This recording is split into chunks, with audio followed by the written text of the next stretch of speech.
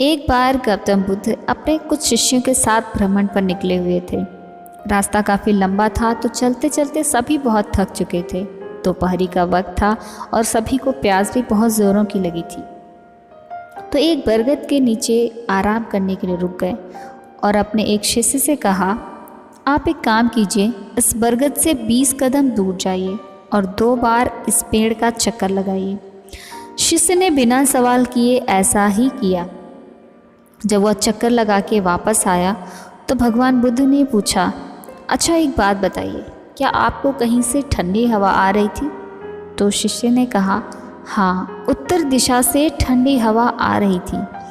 तो भगवान बुद्ध ने कहा, तो आप उसी दिशा में जाइए और साथ में बर्तन लेके जाइए, क्योंकि सभी को बहुत प्यास लगी है।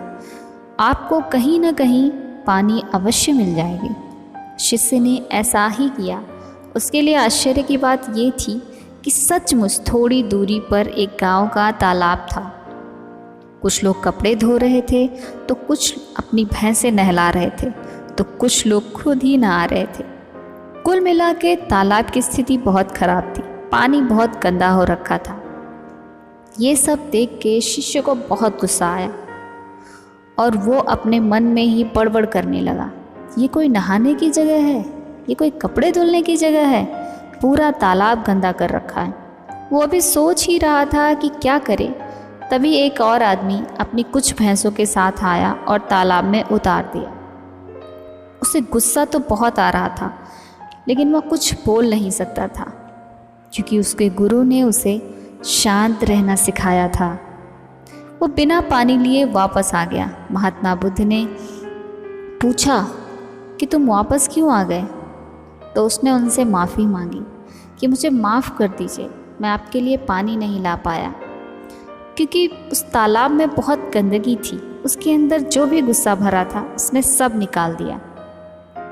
तब महात्मा बुद्ध ने कहा, शांत हो जाओ, शांत हो जाओ। यही हम कुछ देर आराम करेंगे, फिर आगे बढ़ेंगे।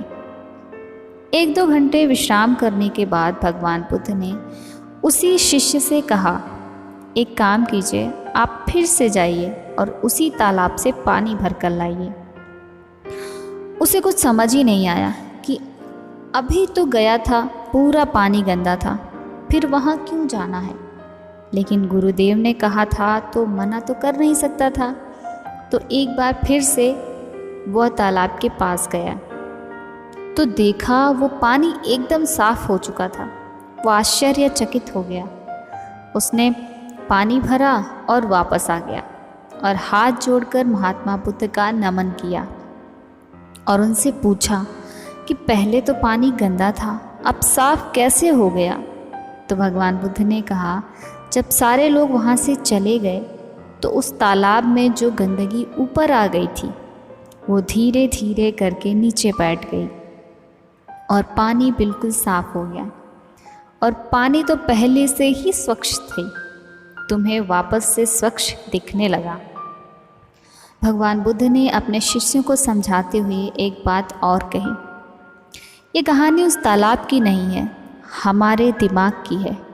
कई बार ऐसा होता है कि हमारे दिमाग में बहुत सारी बातें एक साथ चल रही होती हैं।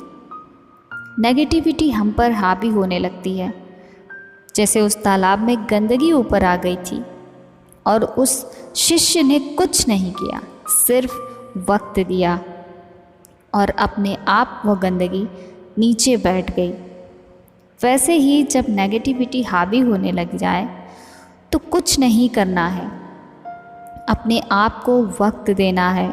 अगर आपको लगता है कि आप पर गुस्सा हावी हो रहा है, आपका किसी से लड़ने का मन हो रहा है, बहस करना है, उल्टा सीधा बोलना है, तो कंट्रोल करिए, शांत हो जाइए, सब समय पर छोड़ दीजिए, कुछ मत कीजिए, थोड़ा सा बस वक्त दीजिए।